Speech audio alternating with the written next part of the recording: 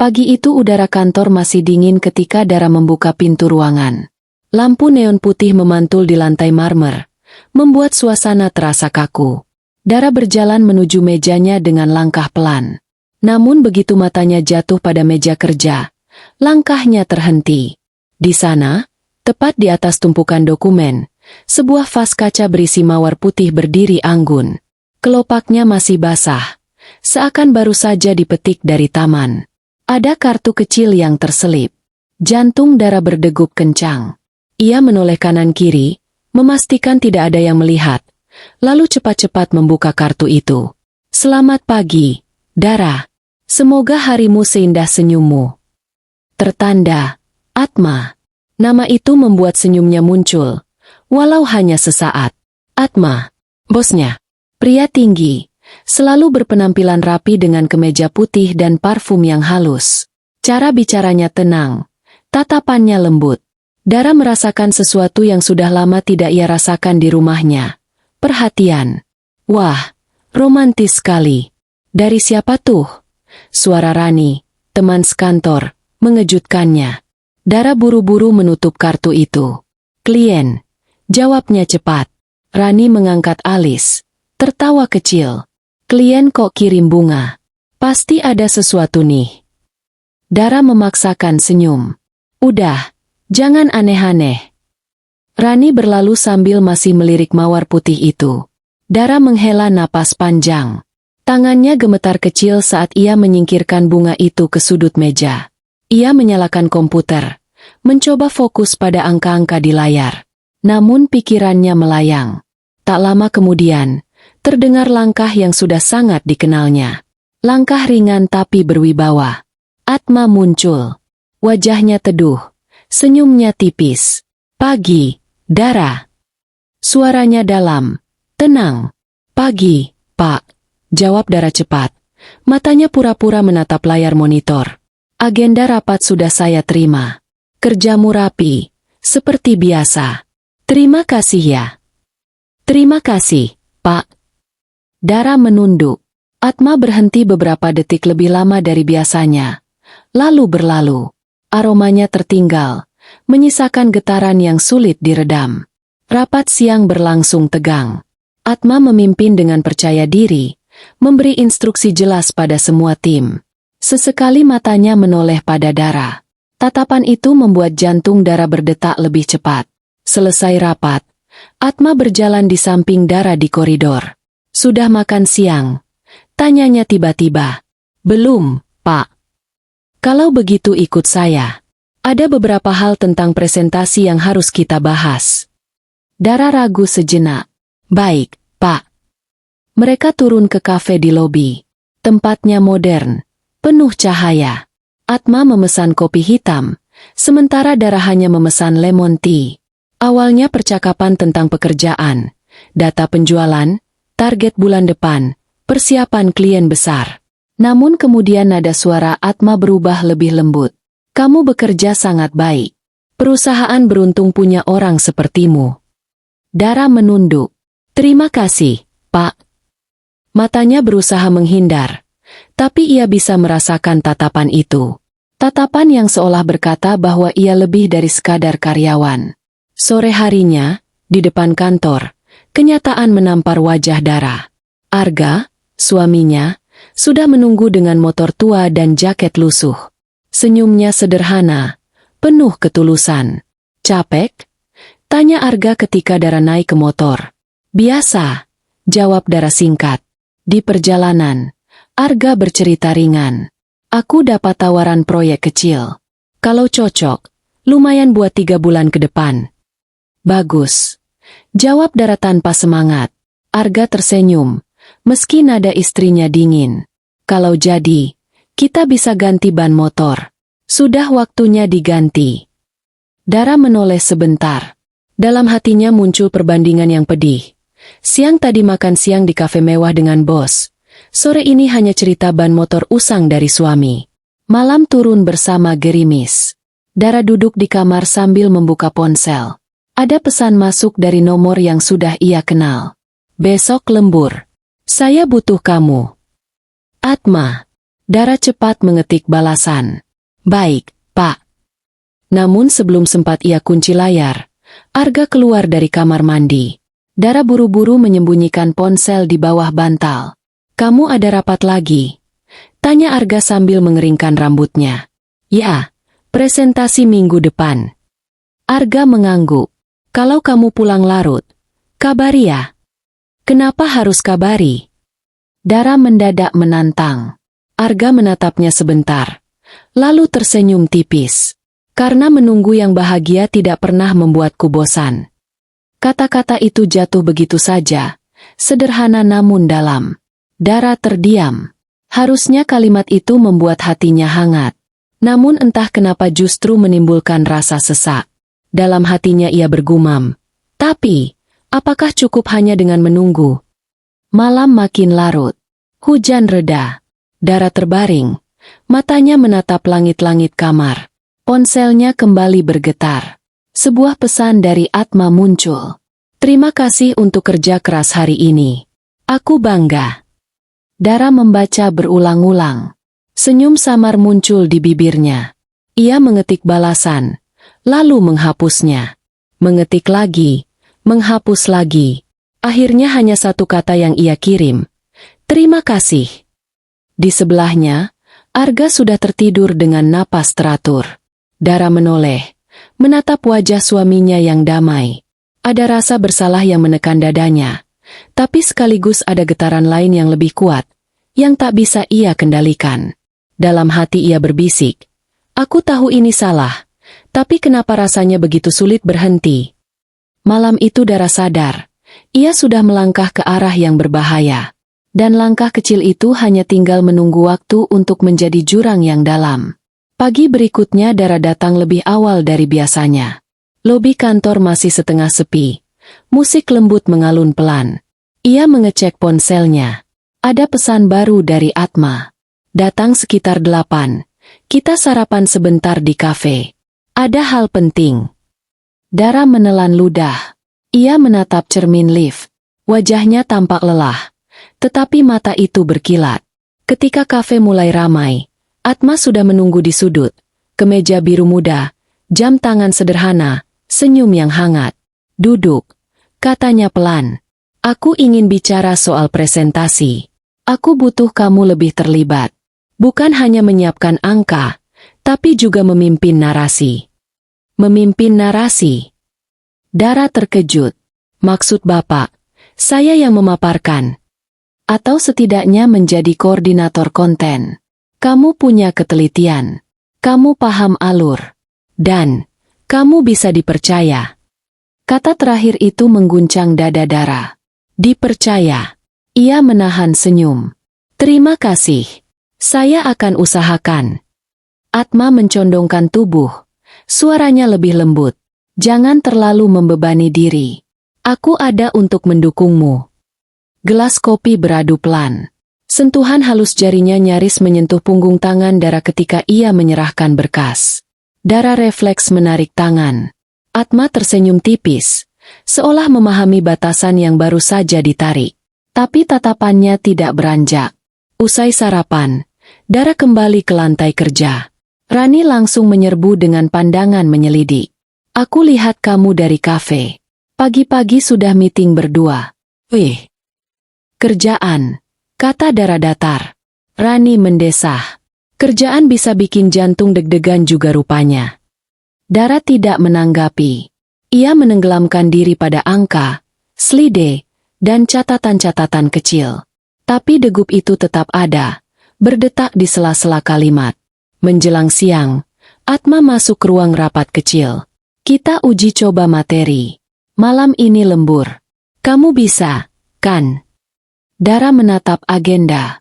Ia ingat pesan Arga semalam. Kabari jika pulang larut. Ia merasakan sedikit perih. Namun suaranya mantap. Bisa. Baik, kata Atma. Aku percaya kamu. Kalimat itu kembali memantul di kepalanya seperti gema yang sulit padam. Sore bergeser menjadi senja. Di luar, langit menebal. Awan hitam menggantung berat. Kantor melewatkan satu persatu karyawan pulang. Lampu di ruang bagian keuangan meredup. Hanya ruang rapat kecil di ujung koridor yang tetap terang. Dara duduk di sana. Layar laptop menyala. Slide terbuka. Atma di seberang meja. Lengan baju digulung. Fokus sekaligus santai. Coba pindahkan tabel ini ke halaman depan, ujar Atma. Kita pukul dulu dengan data. Baru cerita. Dara mengetik cepat. Baik. Dan ubah subjudul. Jangan terlalu kaku. Pakai bahasa yang merangkul. Dara mengangguk. Mengapa memilih kami, bukan mereka? Begitu. Persis. Mereka bekerja dalam ritme yang aneh. Teknis sekaligus intim. Ketika jam dinding menunjuk pukul 8, hujan turun deras di luar jendela. Rintiknya memukul-mukul kaca, seperti mengetuk sesuatu yang tersembunyi di dalam dada Dara. Ponselnya bergetar. Arga, kamu sudah makan. Isi pesannya. Dara menatap layar beberapa detik, lalu membalas. Belum. Masih lembur. Kamu? Sudah. Di dapur ada sup. Bisa dihangatkan ketika pulang. Dara meletakkan ponsel dengan hati-hati. Atma memperhatikan sekilas, lalu menunduk lagi ke layar. Kita rehat sebentar. Kamu lapar? Tidak terlalu. Atma berdiri. Aku ke mesin kopi. Kamu mau apa? Air putih saja. Atma kembali dengan 2 gelas. Kopinya mengepulkan uap tipis. Air mineral untuk Dara membiaskan lampu. Hening turun. Bukan hening yang canggung, melainkan hening yang membuat napas terdengar jelas. Atma menatap langit di luar. Lucu ya, hujan. Kadang jatuh tanpa alasan yang bisa kita jelaskan. Dara mengerjap. Hujan selalu punya alasan. Awan yang penuh, angin yang mendorong. Begitu juga manusia, ujar Atma. Kadang kita penuh, lalu jatuh. Dara menggenggam gelas. Saya takut jatuh di tempat yang salah. Atma tidak menoleh. Kalau kamu takut, aku mundur. Kamu tetap aman. Itu janji. Jeda. Hujan masih mengetuk kaca. Lanjut? Tanya Atma. Lanjut. Mereka kembali ke layar. Detik berjalan, lalu menit. Ketika akhirnya selesai, jam hampir menunjukkan pukul 11. Kantor sunyi seperti gereja tua. Atma menutup laptop. Aku antar kamu.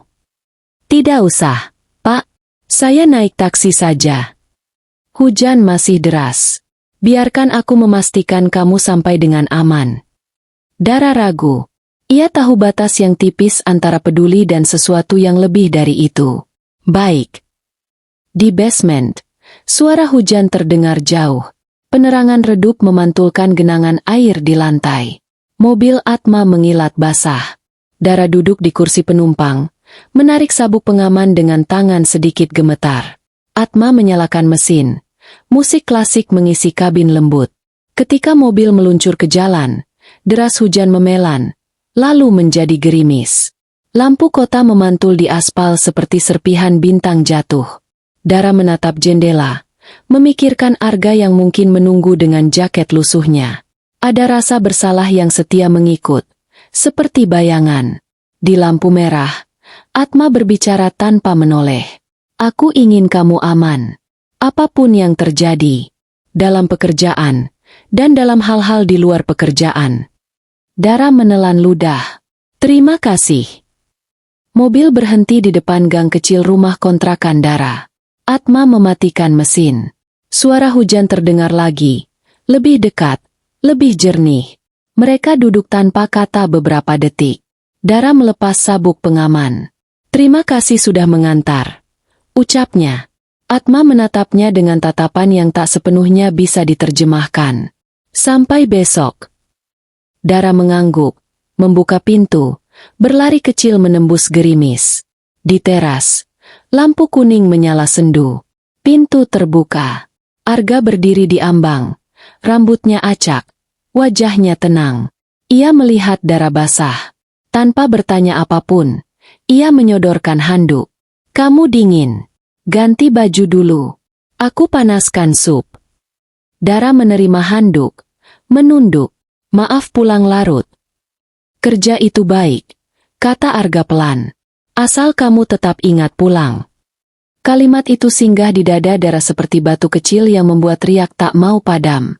Ia mandi cepat, berganti baju, lalu duduk di meja. Sup mengepul, aromanya sederhana. Arga duduk di seberang, tidak bertanya lebih. Tak ada interogasi, tak ada kecurigaan yang diucap. Hanya tatapan yang lama, seolah ingin menghafal wajah yang pernah sangat dicintainya. Proyekmu bagaimana? Tanya Dara, berusaha menyeimbangkan. Jalan. Arga tersenyum kecil. Besok ketemu orang lagi. Kita bahas kelanjutan. Orang mana? Partner lama. Arga menatap mangkuk. Kita bicara soal struktur. Biar ke depan tidak ada yang menyepelekan. Dara mengangguk. Tidak benar-benar paham. Ia menelan suapan sup yang terlalu panas. Di kamarnya, ponsel bergetar pelan. Satu pesan pendek muncul di layar. Dari Atma. Terima kasih malam ini. Hati-hati tidur. Dara menatap pesan itu lama. Ia ingin tidak menjawab. Ia ingin membiarkannya menggantung di langit yang penuh kabut. Namun jarinya bergerak sendiri. Terima kasih sudah memastikan saya pulang. Ia padamkan layar. Di ranjang, Arga sudah rebah. Napasnya teratur. Dara menatap langit-langit. Hujan berhenti. Tapi di dalam dadanya, sesuatu masih menetes. Keesokan paginya kantor lebih ramai dari biasa. Banyak orang bergerak cepat menyiapkan presentasi besar. Rani mendekat. Suaranya lirih. Hati-hati ya, Dar. Kamu tahu kan, Atma itu tipe yang disukai semua orang. Apa maksudmu? Gosip, kata Rani buru-buru. Aku tidak percaya sepenuhnya. Cuma, jaga diri. Dara mengangguk singkat. Ia berusaha mengeraskan dinding di telinganya.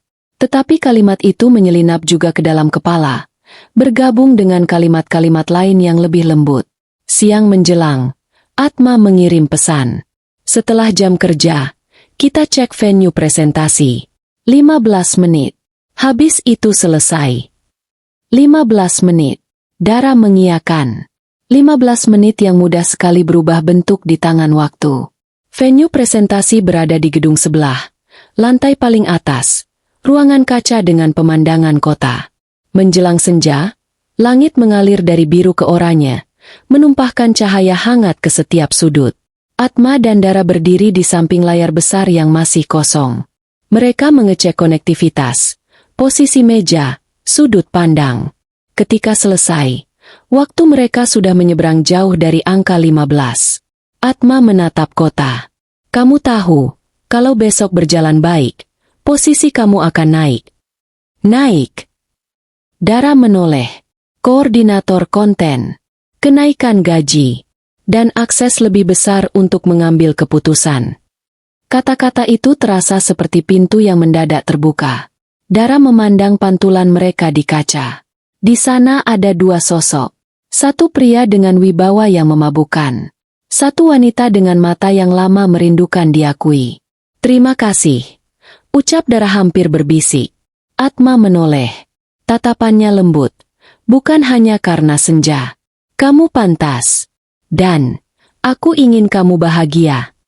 Ia berkata begitu sambil menahan diri. Tapi jarak yang tipis itu tetap saja terasa. Dara merasakan udara menjadi berat. Ia mundur setengah langkah. Saya pulang dulu, Pak. Baik. Atma mengangguk. Sampai besok. Ketika Dara melangkah menuju lift, ia tidak tahu bahwa di pojok ruangan, dekat panel listrik, ada lensa kecil yang tenang menatap. Bukan mata manusia, melainkan mata yang merekam. Di sudut-sudut lain gedung yang sama, ada mata yang lain, mengumpulkan potongan-potongan waktu tanpa suara. Malam tiba. Dara sampai rumah sedikit lebih cepat. Arga sedang menata berkas di meja kecil ruang tamu. Ia menatap Dara, tersenyum hangat. Bagaimana venue-nya? Bagus. Jawab Dara. Semua siap. Bagus. Kata Arga lagi. Besok kamu akan baik-baik saja. Dara mengangguk. Ia ingin mengatakan sesuatu. Entah apa. Ia ingin memeluk, atau menangis, atau meminta ditahan agar tidak jatuh. Tapi bibirnya tertutup. Hanya kalimat ringan yang keluar. Aku tidur dulu, ya. Tidurlah, jawab Arga lembut. Besok hari yang panjang. Dara melangkah ke kamar. Ponselnya kembali bergetar. Dari Atma. Kau melakukan semuanya dengan baik hari ini. Dara menatap layar, lalu memejam. Di luar jendela, hujan tidak turun. Tapi di dalam, ada suara yang terus mengetuk, meminta pintu dibuka. Dan di ruang tamu, Arga duduk sendiri, menatap berkas-berkas yang rapi. Di antara kertas itu, ada sesuatu yang lebih keras dari angka, kesabaran. Di dalam kesabaran itu, pelan-pelan, sesuatu yang lain sedang disiapkan. Pagi itu kantor riuh. Semua orang sibuk mempersiapkan presentasi besar di hadapan para pemegang saham. Dara berdiri di depan cermin kamar mandi kantor, merapikan riasannya. Matanya sembab karena kurang tidur, tapi hatinya berdebar, bukan karena materi presentasi, melainkan karena ada pesan singkat dari Atma semalam. Aku ingin melihatmu bersinar besok. Aku bangga punya kamu di tim. Dara menyimpan ponselnya dengan cepat saat seorang rekan masuk. Ia keluar, melangkah ke meja kerjanya. Di sana sudah ada berkas baru. Rani berbisik lirih. Dar, hati-hati. Aku dengar gosip. Beberapa staf perempuan juga pernah dekat dengan Pak Atma. Jangan terlalu percaya. Dara menegang. Ia tersenyum kaku. Itu cuma gosip. Tapi hatinya gelisah. Ruang rapat besar penuh dengan pimpinan dan pemegang saham. Atma duduk di kursi utama, memberi kode agar Dara yang membuka materi. Dara berdiri, mencoba bicara dengan tenang. Slide berganti, suara Dara mengalir. Sesekali Atma menatapnya penuh kebanggaan. Di kursi belakang, seorang pria asing berpakaian rapi memperhatikan dengan seksama. Matanya tajam, seolah menilai lebih dari sekadar presentasi. Dara tidak mengenalnya, tetapi tatapan itu membuat tengkuknya dingin. Presentasi berakhir dengan tepuk tangan. Atma mengucapkan selamat di depan semua orang. Kerja bagus, Dara. Inilah bukti kita punya masa depan cerah. Dara menunduk, merasa bangga sekaligus canggung. Ia tahu suaminya tak pernah melihatnya dalam sorotan seperti ini. Hari itu berakhir larut. Atma menahan Dara di kantornya. Kamu luar biasa. Aku ingin kita merayakan. Sekedar makan malam, tidak lebih. Dara bimbang. Pak, sudah malam. Suami saya menunggu. Atma menatapnya dalam. Sekali saja. Anggap ini bentuk apresiasi. Hati Dara goyah. Ia mengangguk akhirnya. Mereka pergi ke restoran mewah. Lampu redup, musik lembut. Atma banyak bercerita. Bukan soal kerja, melainkan soal hidup. Tentang kesepian, tentang perasaan ingin menemukan teman sejati. Kata-kata itu menembus pertahanan Dara. Ketika ia pulang, jam hampir menunjukkan tengah malam. Atma mengantarnya sampai gang kecil depan rumah.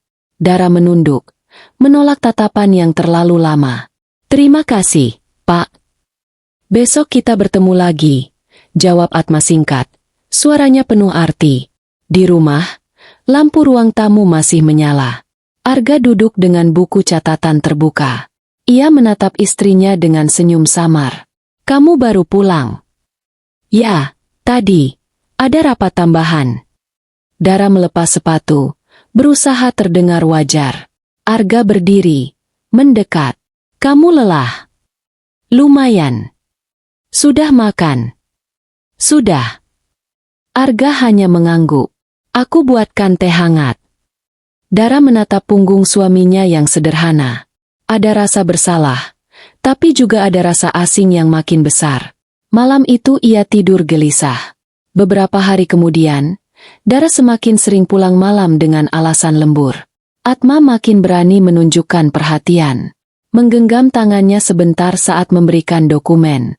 Mengirim pesan larut malam berisi kalimat manis. Suatu malam, Arga melihat ponsel istrinya bergetar di meja. Layar menyala, memperlihatkan nama Pak A dengan ikon hati kecil. Arga memandanginya lama, tidak menyentuh, tidak membangunkan Dara. Ia hanya duduk dalam diam. Esok paginya, Arga tetap menyiapkan sarapan sederhana, roti bakar dan teh.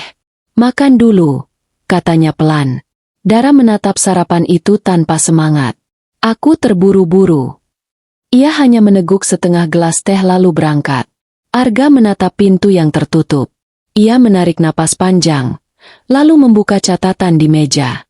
Ada daftar panjang, angka-angka, dan diagram. Sebuah nama besar terpampang di atas. Perusahaan tempat Dara bekerja. Malam berikutnya, Atma mengajak Dara ke ruangannya setelah semua karyawan pulang. "Aku ingin kita lebih jujur," katanya dengan suara rendah.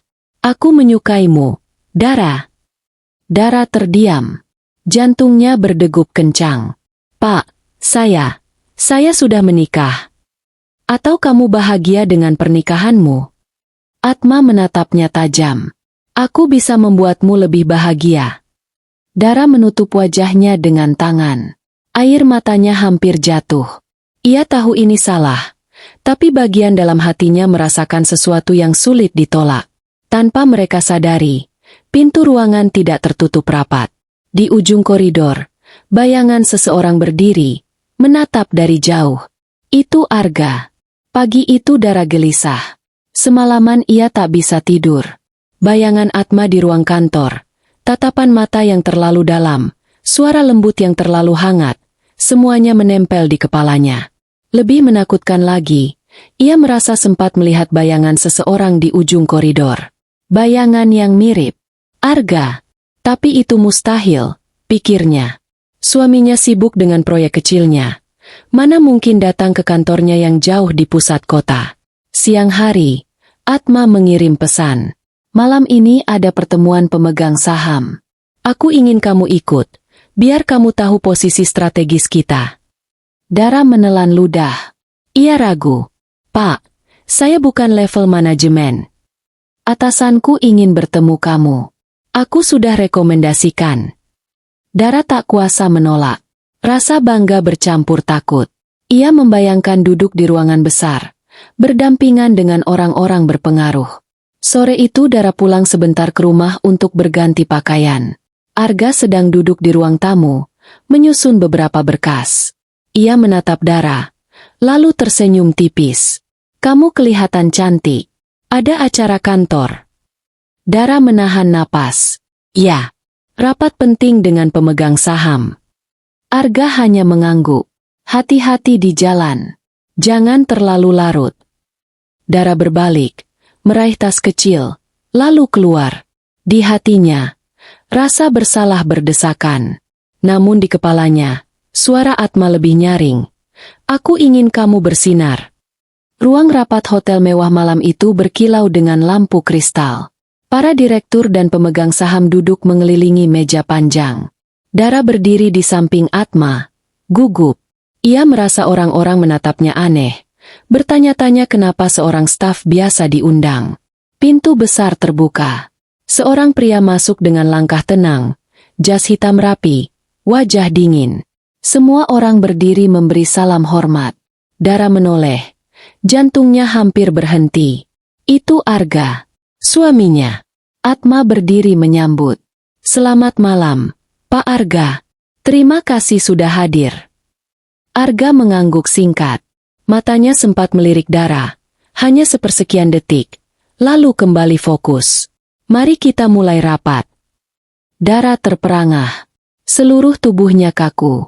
Ia baru sadar, suaminya adalah pemegang saham terbesar perusahaan tempat ia bekerja. Rapat berjalan formal. Angka demi angka dibahas. Atma berusaha tampil percaya diri, tapi sesekali melirik Dara yang pucat. Di seberang meja, Arga tetap tenang, memberi instruksi, sesekali tersenyum tipis pada direksi lain. Seolah-olah Dara tidak pernah ada di ruangan. Usai rapat, sebagian besar peserta meninggalkan ruangan. Tinggal 3 orang, Atma, Dara, dan Arga. Atma mencoba membuka percakapan. Pak Arga, saya senang Bapak akhirnya bisa melihat langsung kontribusi staf saya. Dara, dia luar biasa. Arga menatapnya dengan mata yang sulit dibaca. Saya tahu. Dara gemetar. Mas. Suaranya nyaris tak terdengar. Arga berdiri perlahan, lalu meletakkan sebuah map tebal di atas meja. Ia membuka halaman demi halaman, menampilkan foto-foto Dara bersama Atma, makan malam di kafe, duduk berdua di ruang rapat malam hari, bahkan rekaman chat di layar ponsel. Dara menutup mulutnya. Mas, aku bisa jelaskan. Arga menatap istrinya. Matanya tajam namun tanpa teriakan. Aku sudah tahu sejak lama. Aku hanya ingin melihat, sejauh apa kau tega mengkhianati. Atma pucat. Pak, izinkan saya jelaskan. Ini tidak seperti yang Anda pikir. Arga mengangkat tangan. Cukup. Saya tidak perlu penjelasan. Saya tahu siapa yang benar-benar bekerja untuk perusahaan ini, dan siapa yang sibuk dengan urusan pribadi. Arga menutup map, lalu melangkah ke pintu. Sebelum keluar, ia menoleh sekali lagi pada Dara. Wajahnya dingin, tapi suaranya tenang. Kesetiaan bukan soal seberapa kaya pasanganmu. Kesetiaan soal hati. Dan hatimu, Dara, sudah bukan milikku lagi. Pintu menutup pelan. Sunyi menyelimuti ruangan. Dara jatuh terduduk di kursi. Air matanya mengalir deras. Atma menunduk. Wajahnya penuh panik. Chapter 5. Malam itu rumah terasa seperti penjara sunyi. Dara masuk dengan langkah gontai. Wajahnya masih basah air mata. Lampu ruang tamu menyala. Meja makan tersusun rapi dengan 2 piring nasi goreng yang sudah dingin. Arga tidak ada. Dara memanggil pelan. Tapi tak ada jawaban. Hanya keheningan yang membalas. Ia duduk di kursi. Tangannya gemetar menyentuh piring dingin itu. Tangisnya pecah lagi. Ia sadar, kebodohan yang ia lakukan di kantor kini membawa luka yang tak terbalas. Suaminya yang sederhana, yang selama ini menemaninya dengan kesabaran, ternyata jauh lebih dari yang ia bayangkan. Dan justru pada saat itu, ia memilih untuk mengkhianati. Hari-hari setelahnya berjalan berat. Arga tidak lagi pulang ke rumah setiap malam. Kadang ia hanya datang sebentar pagi-pagi, mengambil beberapa berkas, lalu pergi lagi tanpa bicara banyak. Dara mencoba menyapa, mencoba tersenyum, tapi tatapan Arga selalu dingin, tak lagi hangat seperti dulu. Di kantor, gosip mulai beredar. Beberapa rekan kerja membicarakan foto-foto Dara yang entah bagaimana tersebar. Bisik-bisik terdengar setiap kali ia lewat. Itu kan yang dekat sama Pak Atma. Ih, tega banget padahal suaminya baik. Rani suatu pagi mendekatinya. Dar, aku nggak tahu harus ngomong apa. Tapi sebaiknya kamu berhati-hati. Semua orang sudah tahu. Dara hanya bisa menunduk. Matanya panas. Ia ingin berteriak bahwa semua ini salah. Bahwa ia masih mencintai suaminya. Tapi lidahnya keluh. Yang ada hanya penyesalan. Sementara itu, Atma juga mulai terlihat gelisah. Di ruangannya, ia mondar-mandir. Wajahnya tegang. Aku tidak menyangka Arga adalah pemegang saham terbesar. Semua rencana bisa hancur. Ia menatap Dara yang duduk diam di kursi. Kamu harus mengerti. Aku tidak bisa terlalu dekat denganmu lagi. Semua mata sekarang memperhatikan. Dara menoleh. Hatinya semakin hancur. Jadi selama ini, aku hanya alat untukmu. Atma terdiam. Ia mencoba mendekat, tapi akhirnya memilih menjauh. Aku minta maaf, tapi aku juga harus melindungi posisiku. Kata-kata itu memukul Dara lebih keras daripada tuduhan siapapun. Ia berdiri dengan langkah gemetar, meninggalkan ruangan tanpa menoleh lagi. Malamnya, Dara pulang ke rumah yang semakin dingin. Pintu terbuka, dan ia melihat Arga sedang duduk di ruang tamu. Ada koper kecil di sampingnya. Dara langsung menangis, berlari mendekat. Mas, jangan pergi.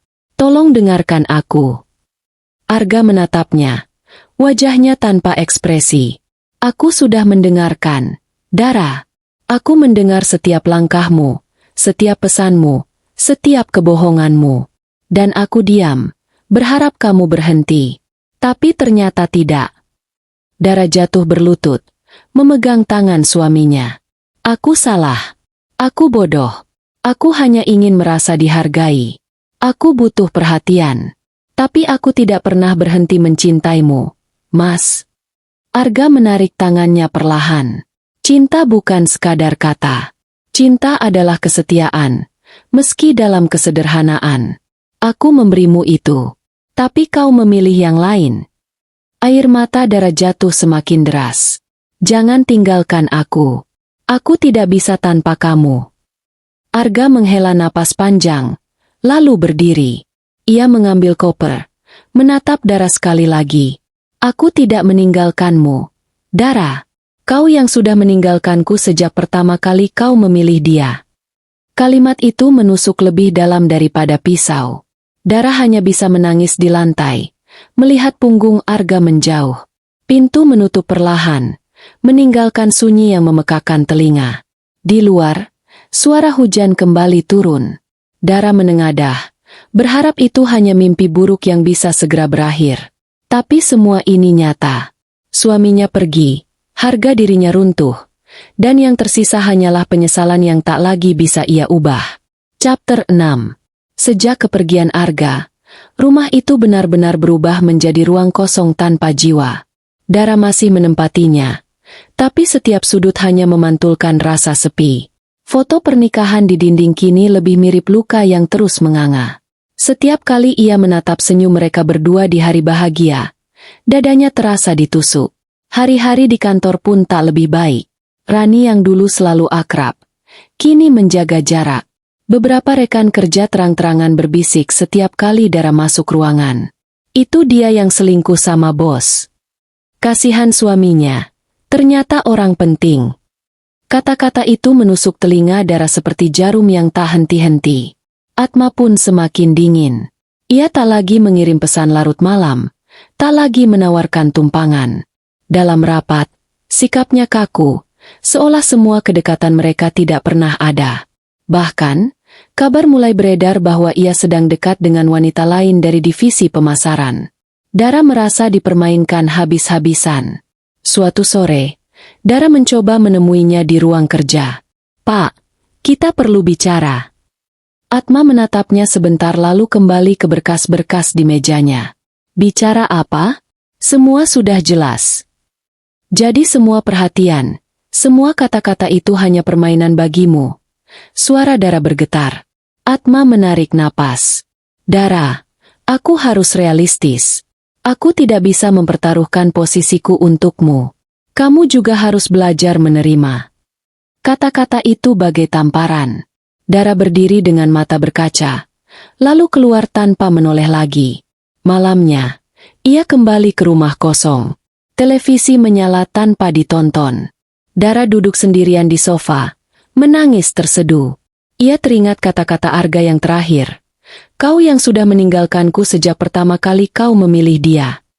Kata-kata itu terus berputar di kepalanya.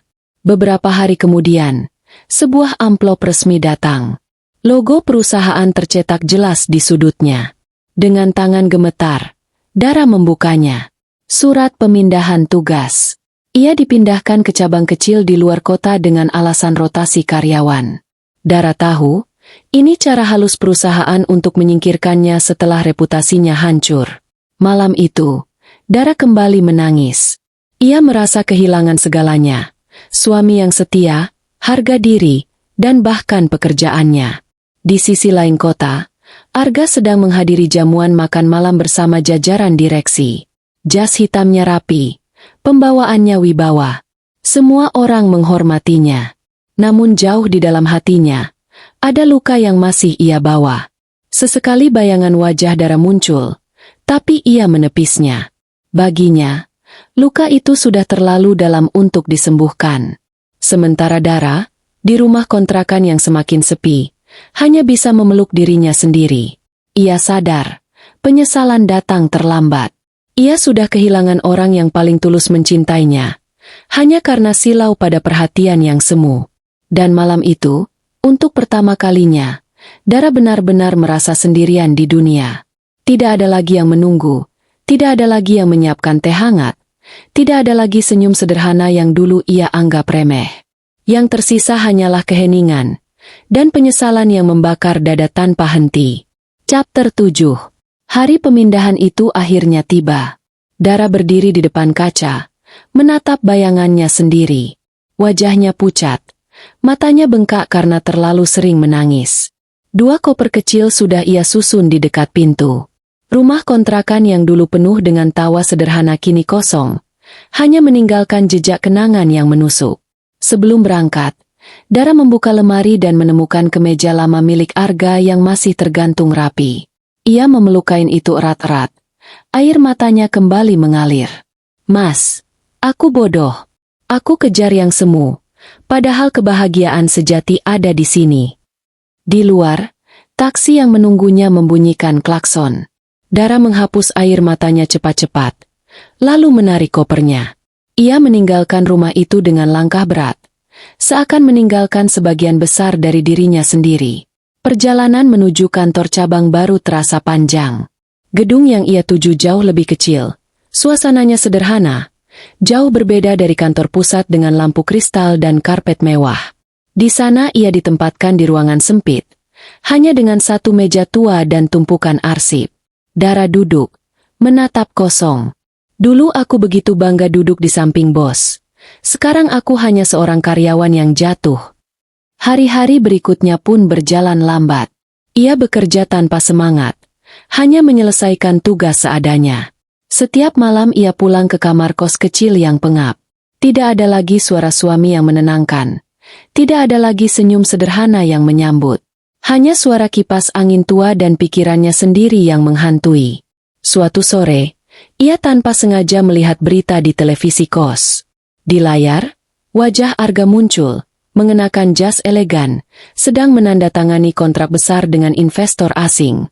Judul berita berbunyi, "Pemegang saham utama perusahaan XYZ, Arga Pratama, perluas ekspansi ke Asia." Air mata Dara menetes tanpa bisa ia tahan. Itu suaminya. Pria yang dulu hanya dikenalnya sebagai sosok sederhana dengan motor tua dan jaket lusuh. Pria yang setiap pagi menyiapkan sarapan, yang selalu menunggu dengan sabar meski ia sering pulang larut. Pria yang akhirnya ia hianati demi perhatian semu seorang bos. Dara menutup wajahnya, tubuhnya bergetar. "Mas, andai waktu bisa kuputar, aku akan memilihmu 1000 kali. Tapi waktu tidak pernah bisa diputar kembali. Penyesalan hanya bisa ditanggung." Dan Dara tahu, kebahagiaan yang pernah ia miliki kini sudah benar-benar hilang. Arga tetap melangkah dengan wibawa di panggung besar kehidupannya, sementara Dara terjebak dalam bayangan kesalahannya sendiri. Malam itu, di kamar kos kecil yang sunyi, Dara menangis terseduh-seduh, memeluk bantal basah air mata. Untuk pertama kalinya, ia benar-benar mengerti arti kehilangan. Dan sayangnya, penyesalan itu datang ketika semuanya sudah terlambat.